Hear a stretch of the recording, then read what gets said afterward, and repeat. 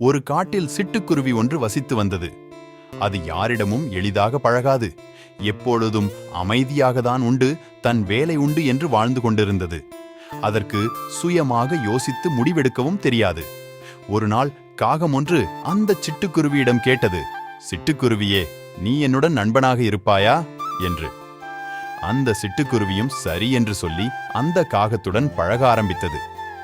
அப்போது சிட்டுக்குருவியிடம் மற்ற பறவைகள் கூறினார்கள், சிட்டுக்குருவியே, நீ காகத்துடன் பழகாதே. நிச்சயம் ஒரு நாள் உனக்கு ஏதாவது பிரச்சனையை அந்த காகம் கொண்டு தரும் என்றார்கள். ஆனால் சிட்டுக்குருவி அவர்கள் பேச்சுக்கு செவி கொடுக்காமல் காகத்துடன் நட்பாக பழக ஆரம்பித்தது. நாட்கள் கடந்தன. அப்போது ஒரு நாள் காகம் சிட்டுக்குருவியிடம் கேட்டது, நண்பா, நாங்கள் வெளியே செல்கிறோம், நீ எங்களுடன் வருகிறாயா என்று. சிட்டுக்குருவியும் சரி, நானும் வருகிறேன் என்று அந்த காகங்களுடன் சென்றது.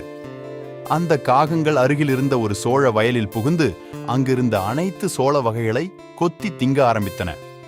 ஆனால் இந்த சிட்டுக்குருவியோ அமைதியாக ஒரு மரத்தில் அமர்ந்திருந்து இந்த காகங்கள் சோளம் உண்ணுவதை பார்த்துக் கொண்டிருந்தது.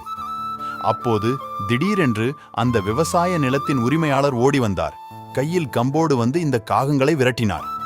இந்த காகங்களும் பயத்தில் பறந்தன. அந்த காகங்கள் சிட்டுக்குருவியை தனியாக அங்கு விட்டு கொண்டு பறந்து சென்றன.